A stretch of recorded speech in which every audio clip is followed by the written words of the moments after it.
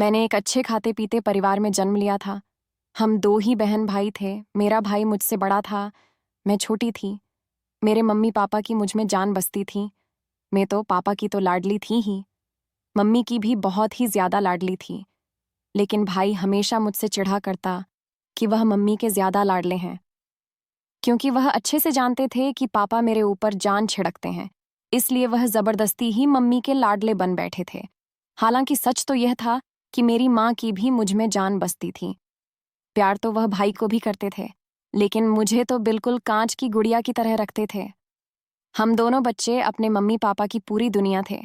बचपन से ही हंसते खेलते नोक झोंक करते गुजर गया। हम अपने ही दुनिया में मग्न थे। बाहर की दुनिया कितनी बुरी है, वहां के लोग कितने खुदगर्ज हैं और बाहर की दुनिया में कैसे भेड़िए बसते हैं, इस बात से हम अनजान थे। मुझे नहीं पता था कि रिश्ते कैसे कैसे रूप बदल लेते हैं। समय आने पर सगे रिश्तों के खून भी सफेद पड़ जाते हैं। मैं तो इस बात से अनजान थी।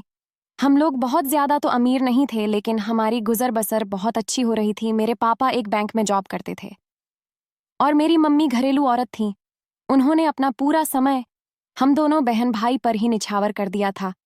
मेरे मम्मी पापा हम दोनों को पढ़ा लिखा कर समाज का एक अच्छा इंसान बनाना चाहते थे। हमारे घर में पैसों की रेलपेल तो नहीं थी, लेकिन आपसी मेलजोल प्यार मोहब्बत की खूब रेलपेल थी। उन्हीं दिनों मैंने कॉलेज में एडमिशन लिया था और खूब दिल लगाकर पढ़ाई किया करती थी।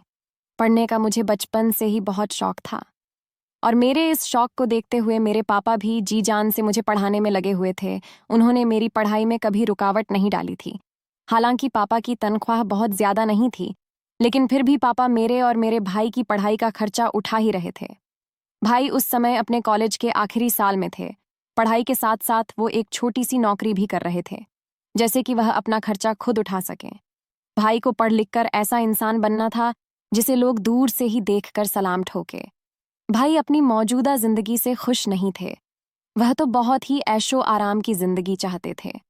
वह पापा से हमेशा कहते हैं कि पापा इस इलाके को छोड़कर किसी अच्छे से एरिया में मकान ले लेते हैं, लेकिन अभी हमारे हालात इस बात की इजाजत नहीं देते थे।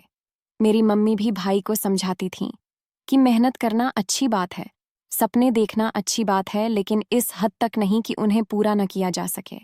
लेकिन भाई पर तो जुनून सवार हो गया था कि वह अपनी जिंदगी बदल कर रहेंगे और एक बहुत ही ऐश भरी जिंदगी गुजारेंगे। समय धीरे धीरे ऐसे ही गुजरा और भाई की पढ़ाई पूरी हो गई। इधर उधर हाथ पैर मारने से भाई को एक बहुत ही अच्छी नौकरी भी मिल गई। सैलरी भी बहुत अच्छी थी, लेकिन फिलहाल भाई अपनी नौकरी से बहुत ज्यादा खुश तो नहीं थे। लेकिन फिर भी थोड़ा बहुत इत्मीनान हो गया था भाई को। उसी समय मेरे लिए भी अच्छे घरानों से रिश्ते आने लगे थे। लेकिन पापा फिलहाल अभी मेरी शादी नहीं करना चाहते थे। पापा ने साफ कर दिया था कि पहले मेरी बेटी अपनी पढ़ाई पूरी करेगी, उसके बाद उसी के ऊपर होगा कि वह अभी शादी करना चाहती है या नहीं। लेकिन मैंने अपनी जिंदगी का फैसला अपने पापा के हाथों में दे दिया और फिर एक दिन एक बहुत ही अच्छा रिश्ता मेरे लिए आया। मेरे पापा तो इस रिश्ते को लेकर दंग रह गए थे, क्योंकि रिश्ता बहुत ही अच्छा था। हैसियत में हमसे कई गुना ज्यादा था, करोड़ों की जायदाद के मालिक थे वह लोग।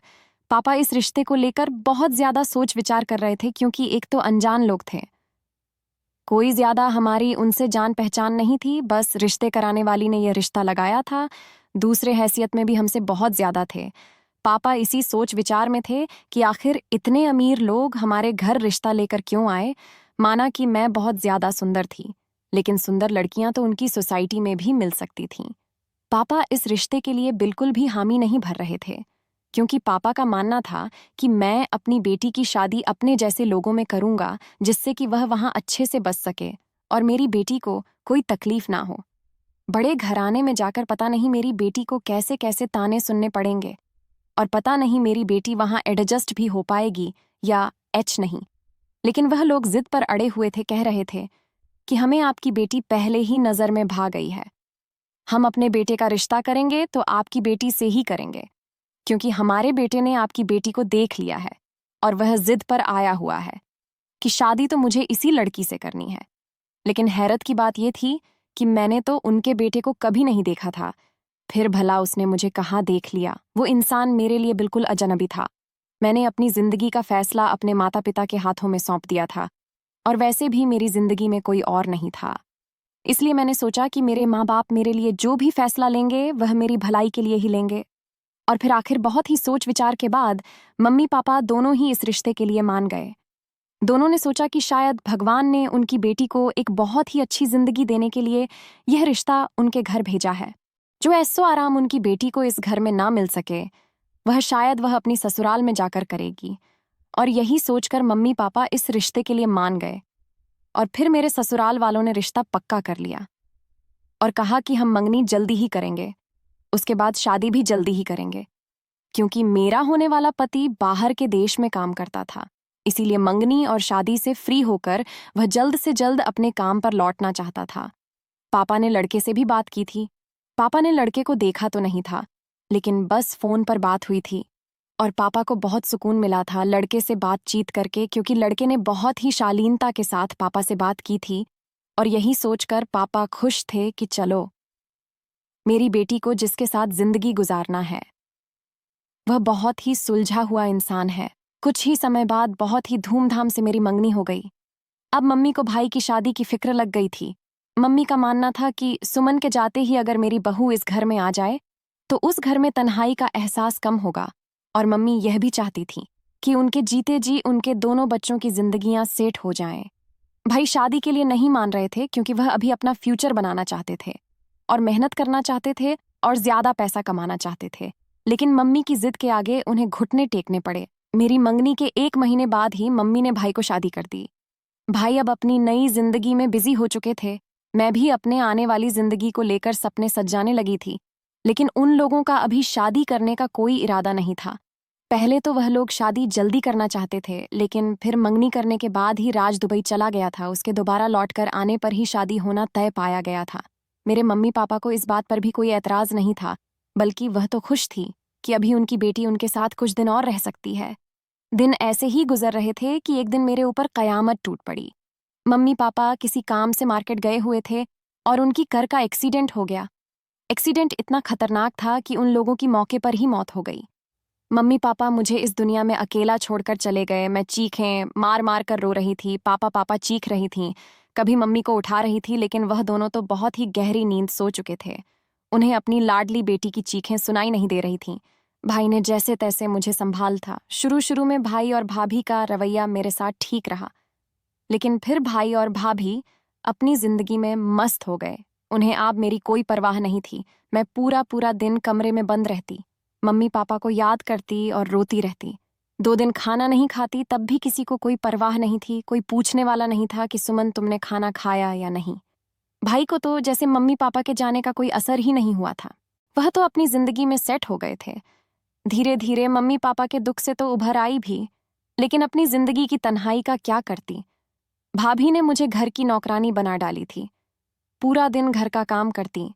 भाभी को बेड से नीचे पैर भी नहीं रखने देती।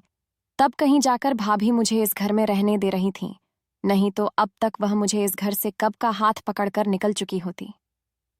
भाई ने जो पहले कभी मुझे हथेली का झाला बनाकर रखा था, अब उसने भी मुझसे नजरें फेर ली थीं। कभी कभी तो जरा जरा सी बात पर मुझे डांट दिया करता। अपनी पत्नी की ही साइड लेता। उसी के आंखों से देखता, उसी के कानों से सुनता था। उसे तो यह भी एहसास नहीं था कि मम्मी पापा ने मुझे कितने लाड प्यार से पाला था, और आज उनकी वही लाडली बेटी कैसे रातों को सिसक सिसक कर रोती है और उनको याद करती है। अगर भाई मेरा थोड़ा सा दुख बांट लेता तो शायद मैं मम्मी पापा के दुख से जल्दी उभर आती। लेकिन अब तो जैसी जिंदगी में सारी खुशियां ही मुझसे मुंह मोड़ चुकी थीं। और फिर एक दिन एक और टेंशन ने आ घेरा। भाई जिस कंपनी में काम करते थे, वह भाई को अपनी तरफ से विदेश भेज रहे थे। भाई का पैकेज भी अब बढ़ा दिया गया था, लेकिन भाभी ने जिद बांध रखी थी कि वह भी भाई के साथ जाएंगी। भाई मना कर रहे थे, लेकिन भाभी जिद पर अड़ी हुई थी। और फिर आखिरकार भाभी ने मनवा कर ही दम लिया। मैं जो अंदर ही अंदर डर रही थी कि भैया भाभी के जाने के बाद मेरा क्या होगा, यह सुनकर और भी ज्यादा कांप गई। कि भैया भाभी को साथ ले जाने के लिए मान गए थे, और उन्हें मेरी बिल्कुल भी परवाह नहीं थी कि मैं उनके जाने के बाद अकेली कैसे रहूंगी। वहां जाने के लिए भाभी का जो खर्चा आता, उसे भाई को खुद ही उठाना पड़ता। भाई का खर्चा तो कंपनी वाले उठा रहे थे, लेकिन भाभी के खर्चे के लिए भाई को पापा का मकान बेचना पड़ा। और मकान के बिकते ही मैं और भी ज्यादा बेघर महसूस करने लगी थी। लेकिन मैं इस बारे में बिल्कुल गलत थी कि भाई मेरे बारे में नहीं सोच रहे हैं, भाई मेरे बारे में सोच रहे थे। उन्होंने मेरी ससुराल फ़ोन किया और कहा कि जल्द से जल्द शादी करो, मुझे विदेश जाना है। लेकिन मेरे ससुराल वालों का कहना था कि अभी हम शादी नहीं कर सकते, थोड़ा टाइम लगेगा। जब राज दुबई से वापस आएगा तभी हम शादी के बारे में सोच सकते हैं। मेरे ससुराल वालों का जवाब सुनकर कुछ समय के लिए भैया भाभी खामोश हो गए, लेकिन मुझे नहीं पता था ये खामोशी तूफान के आने के पहले की खामोशी है। इस बात को अभी 1 हफ्ता ही गुजरा था कि हमारे घर कुछ लोग आए। भाभी ने मुझे किचन में लगा दिया कि उन लोगों के खातिर दारी के लिए तैयारी करो। मैं बिना कोई सवाल जवाब किए किचन में लग गई और जब नाश्ते की भरी ट्रे लेकर मैं बाहर आई तो उन लोगों में मौजूद औरतें मुझे बहुत ही घूर घूर कर देख रही थीं। मुझे बहुत ही ज्यादा बुरा महसूस हो रहा था। मैं जल्द से जल्द यहाँ से भाग जाना चाहती थी, लेकिन उनमें से एक औरत ने मेरा हाथ पकड़कर अपने पास बैठा लिया और मुझसे अजीब अजीब से सवाल जवाब करने लगी। मैं भाभी का चेहरा देखने लगी। भाभी ने मुझे आंखों ही आंखों में इशारा किया कि ये लोग जो पूछ रहे हैं उनका जवाब दो, और खुद मुस्कुराकर दूसरी औरतों से बातों में लग गई। मैंने जैसे तैसे करके उस औरत के सवालों के जवाब दिए और फिर कुछ देर बाद उस औरत ने मेरे हाथ पर कुछ पैसे रखते हुए कहा कि हमारी तरफ से रिश्ता पक्का है। यह बात सुनते ही जैसे मेरे सिर पर आसमान गिर पड़ा। मैं हक्का बक्का से भाभी का चेहरा देखने लगी, लेकिन भैया भाभी ने मुझे ऐसे नज़रअंदाज कर दिए कि जैसे मेरी कोई उनकी नज़रों में हैसियत ही नहीं है। जो कुछ करना है वह मेरे लिए करके ही रहेंगे। जो उन्होंने मेरे लिए फैसला ले लिया है उसे कोई बदल नहीं सकता। भैया भाभी की कठोर दिल पर मेरी आंखों में आंसू आ गए। वो कैसे मम्मी पापा के रिश्ते को तोड़कर मेरे लिए कोई नया रिश्ता देख सकते थे। पापा इस रिश्ते को लेकर कितना खुश थे कि भगवान ने चाहा तो मेरी बेटी रानी बनकर रहेगी, और भाई ने एक पल में पापा के तय किए हुए रिश्ते को तोड़ दिया था और फिर मेरा रिश्ता वहां से तोड़कर दूसरी जगह तय कर दिया गया था, क्योंकि भाई को जल्दी से जल्द मुझसे पीछा छुड़ाकर दूसरे देश जाना था और वह मेरी जिम्मेदारी अपने गले में अब और बांध कर नहीं रख सकते थे। इसलिए उन्होंने मुझसे पीछा छुड़ाने की सबसे अच्छी तरकीब यही सोचे कि मेरा मंगेतर तो बाहर देश में है, इसलिए मुझे किसी दूसरे आदमी के पल्ले बांध दिया जाए और फिर जिम्मेदारी से जान छुड़ा ली जाए। यह सारी बातें मुझसे पूछना तो दूर, मुझे बताना भी गवारा नहीं किया गया था और मैं जैसे पत्थर बनी अपनी जगह जम कर रह गई थी। मेरे पुराने ससुराल वालों को जब यह खबर पता चली तो उन्होंने बहुत शोर मचाया कि हम अपनी होने वाली बहू को किसी और की बहू नहीं बनने देंगे। हम आपकी बहू को अपने बेटे की पत्नी बनाकर रहेंगे, क्योंकि यह मेरे बेटे की पसंद है। लेकिन मेरी सास की बातों पर किसी ने ध्यान नहीं दिया। भैया भाभी जी ने उनकी एक न सुनी, बल्कि उनको बेइज्जत करके अपने घर से निकाल दिया। मैं यह सब देखकर भी कुछ नहीं कर पा रही थी, बस रोती सिसकती रह गई। मगर मेरे रोने की परवाह ही किसे थी। मेरे भाई भाभी तो मेरी तरफ से पूरी तरह से आंखें बंद किए बैठी थीं। कुछ दिन बाद भाई ने बहुत ही सादगी के साथ मेरी शादी कर दी। जिस आदमी से मेरी शादी हुई थी वो न सिर्फ एक गरीब था, बल्कि शैतानियत तो उसके चेहरे से टपक रही थी। मैंने फेरों के समय एक नज़र उस आदमी की तरफ देखा था, मगर उसकी लाल अंगारा आंखें देखकर मुझे अपने शरीर में कपकपी सी महसूस हुई थी और मैं वहीं बैठी दिल ही दिल में अपनी किस्मत पर रो रही थी। मेरे माँ बाप का पसंद किया गया इतना अच्छा रिश्ता छोड़कर। मेरे भाई और भाभी मेरी शादी को लेकर बहुत खुश थे, क्योंकि उनकी मुझसे जान छूट रही थी, वह भी हमेशा के लिए। अब वह दोनों आराम से दूसरे देश जाकर अपनी जिंदगी आज़ादी से बसर कर सकते थे। अब उनके ऊपर मेरा कोई भी या किसी भी तरह का कोई बोझ नहीं था। कुछ देर बाद ही पंडित जी आ गए थे और फिर फेरों के बाद विदाई का शोर मचने लगा। मुझे अपने दिल की धड़कनें रुकती हुई सी महसूस हो रही थीं। लाल जोड़े में सजी बैठी मैं कोई मासूम सी गुड़िया लग रही थी, मगर मेरा पति मुझसे चौगुनी उम्र का था। औरतें खामोशी से इस बारे में एक दूसरे से सरगोशियां कर रही थीं, मगर मेरी भाभी के सामने बोलने की किसी की हिम्मत न थी। जब फेरे हो रहे थे तो मेरी आंखों से बार बार आंसू बह रहे थे, लेकिन मैंने इसे अपने किस्मत का लिखा समझकर स्वीकार कर लिया था। लेकिन मैं नहीं जानती थी कि अभी मेरी किस्मत में इसे भी कहीं ज्यादा बुरा होना लिखा है। कुछ देर बाद भैया भाभी ने मुझे अपने घर की दहलीज से विदा कर दिया। मैं भैया भाभी की दहलीज को छोड़कर जब बाहर आई तो बाहर ही पुरानी सी टैक्सी खड़ी थी। जिसमें मुझे विदा होकर जाना था वह टैक्सी किसी और की नहीं बल्कि मेरे पति की ही थी। मेरे पति के साथ आए हुए तमाम मेहमान हमारे घर से ही अपने अपने घरों को चले गए थे अब मुझे अकेले ही अपने पति के साथ उसके घर जाना था। मैंने इसको भी अपनी किस्मत का लिखा समझकर आंखों में आए आंसू पोंछे और चुपचाप टैक्सी की तरफ कदम बढ़ा दिए। अभी टैक्सी घर से कुछ दूर ही चली थी कि हमारी टैक्सी के सामने कुछ किन्नर लोग आ गए और हाथ से टैक्सी को रोकने का इशारा किया। मेरे पति ने समझा कि कोई सवारी है जो टैक्सी के इंतजार में खड़ी है। मेरे पति ने रोककर उन्हें बताना चाहा, इस वक्त वह कोई सवारी नहीं ले सकता। पति ने टैक्सी रोकी तो सामने कुछ किन्नर खड़े हुए थे। मुझे उन लोगों को देखकर डर सा महसूस हुआ और मैंने अपना घूंघट और आगे को खींच लिया। उन लोगों ने मेरे पति को इशारे से बाहर बुलाया। मेरा पति नीचे उतरकर उनसे कुछ बात करने लगा। वह लोग बार बार मेरी तरफ इशारा करते और कुछ कह रहे थे।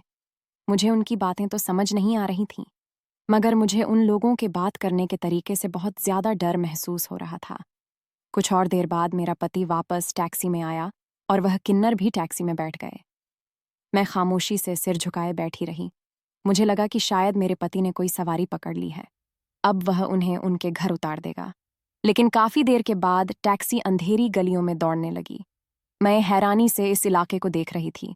यह बहुत ही पुराना सा इलाका था। जहाँ की गलियां बल्कि घर भी टूटे फूटे हुए थे। मुझे अपना नया नवेला पति कुछ घबराया हुआ नजर आ रहा था। लेकिन इससे भी ज्यादा बेचैनी की बात यह थी कि वह किन्नर लोग अब भी हमारी टैक्सी में मौजूद थे और उन लोगों की मौजूदगी से मुझे बहुत ज्यादा डर महसूस हो रहा था। कुछ देर बाद टैक्सी एक बहुत ही पुराने से मकान के सामने जा रुकी। सबसे पहले टैक्सी से वह लोग उतरे। उसके बाद मेरे पति ने उतरकर मेरी तरफ का दरवाजा खोला और अपने पीछे आने का इशारा करता हुआ उन लोगों के साथ अंदर की तरफ बढ़ गया। मैं वहीं खड़ी सोच विचार में गुम थी कि यह मेरे साथ क्या हो रहा है, ये कौन सी जगह थी। मुझे कुछ समझ ना आ सका। मुझे इस समय सिर्फ इतना ही समझ आया कि शायद मेरा पति यहीं रहता है, इसलिए मैंने भी धीरे से उसके साथ ही कदम बढ़ा दिए। कमरे से घर के अंदर कदम रखते ही सामने एक बड़ा सा दालान मौजूद था जिसमें कई तरह के पेड़ लगे हुए थे। वहां खूब हरियाली थी। मैं जाकर आंगन के बीच में खड़ी हो गई। मुझे कुछ समझ नहीं आ रहा था कि यह क्या हो रहा है। नई नवेली दुल्हन का स्वागत करने के लिए कोई भी मौजूद नहीं था और न मेरे पति का कुछ पता था। मेरा पति कहीं घर के अंदर ही गायब हो चुका था। पता नहीं वह कौन से कमरे में घुस गया था। मैं हैरान और परेशान थी। आंगन के बीचों बीच खड़ी हुई थी।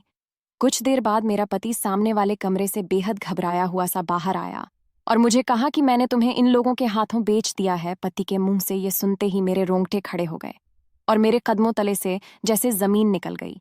ऐसा मुझे अपने पैरों पर खड़े रहना मुश्किल महसूस होने लगा और मैं हैरत से उस बेदर्द इंसान को देख रही थी जिसमें अपनी नई नवेली पहली रात की दुल्हन को उठाकर किन्नरों के हवाले कर दिया था।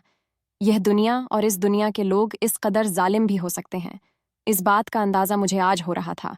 बहुत ही मुश्किल से मेरे गले से आवाज निकली कि तुम ऐसा कैसे कर सकते हो। मगर अब मेरे पति के चेहरे पर कोई शर्मिंदगी नहीं थी, बल्कि उसके चेहरे पर शैतानी चमक थी।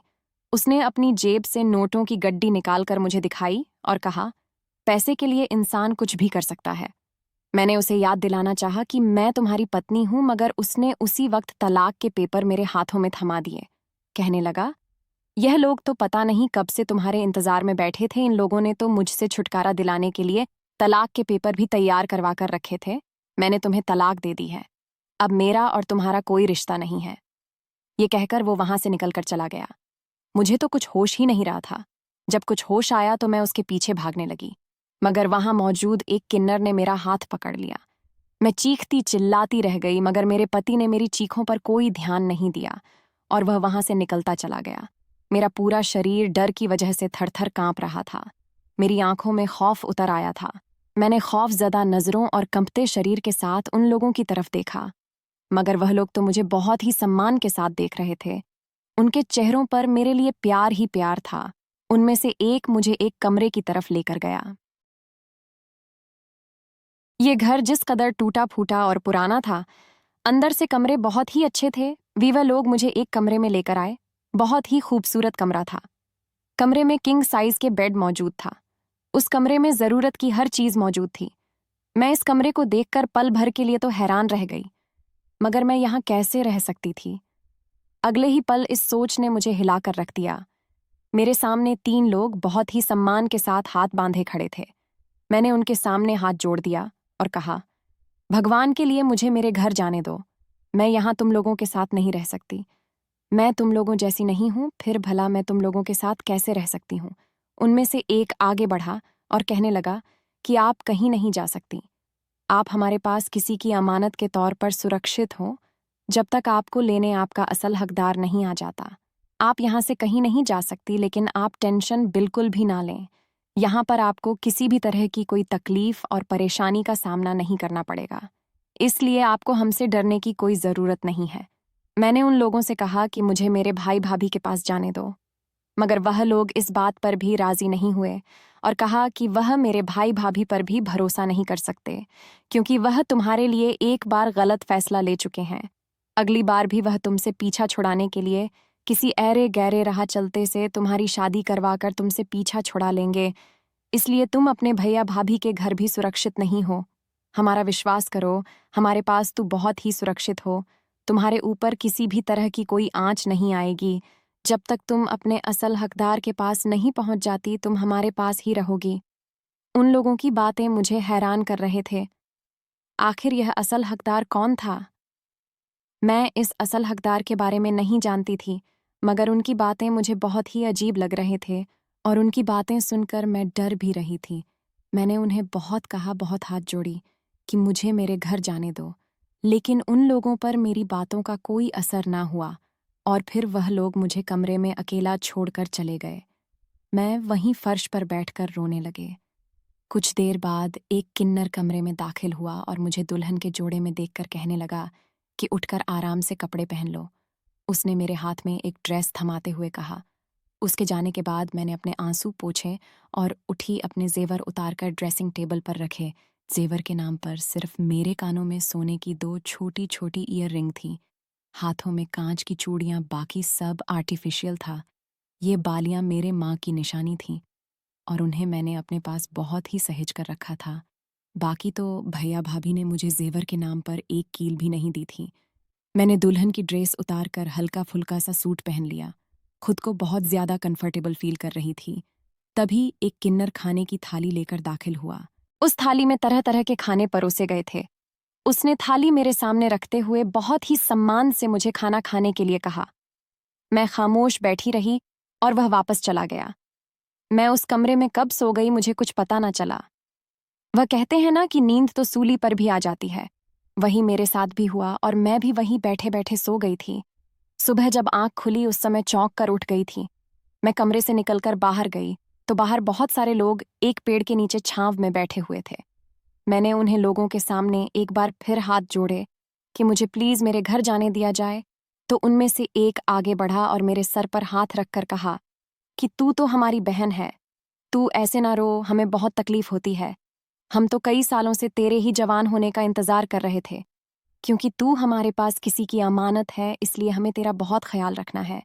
तेरा पति भी इसीलिए तुझे तलाक देकर गया है कि तू किसी और की अमानत है, वरना तुझे जैसी खूबसूरत लड़की को कौन छोड़ता।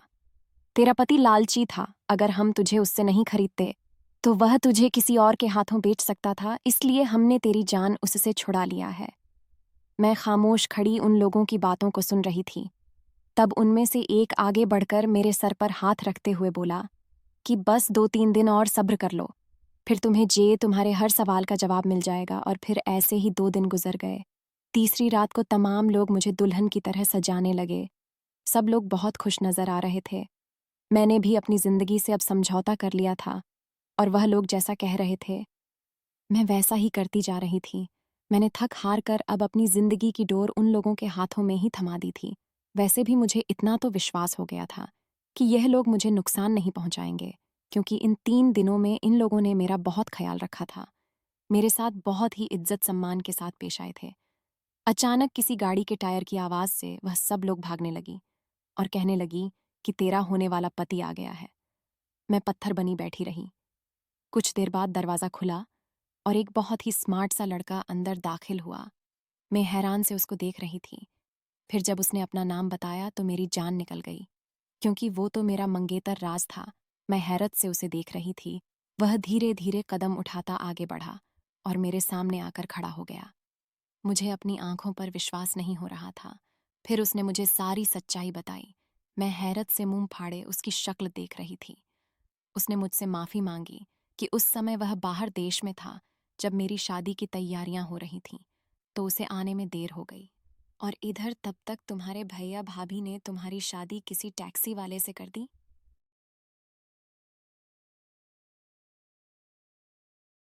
लेकिन राज को पहले से पता चल गया था कि वह टैक्सी वाला मुझे किसी के हाथों बेचने वाला है, तो राज ने ही उन लोगों को भेजकर मेरी मदद की थी और मुझे गलत हाथों में जाने से बचा लिया था। ये सब बातें सुनकर मैं उसकी दिल से शुक्रगुजार थी। उसकी मोहब्बत पर मेरी आंखों में आंसू भर आए। राज फिर बोला कि तुम मेरी पहली मोहब्बत हो। उस समय तुम 10वीं क्लास में पढ़ रही थी जब मैंने तुम्हें पहली बार देखा था, पर मैंने उसी समय फैसला कर लिया था कि शादी तो मुझे इसी लड़की से करनी है। मैं रोज तुम्हारी एक झलक देखने के लिए तुम्हारे स्कूल के बाहर आया करता था। उसके बाद जब तुम्हें कॉलेज में एडमिशन ले लिया था, तब भी मैं तुम्हें देखने के लिए आता था। जब तक तुम्हारी एक झलक देख नहीं लेता था, मुझे चैन नहीं होता था।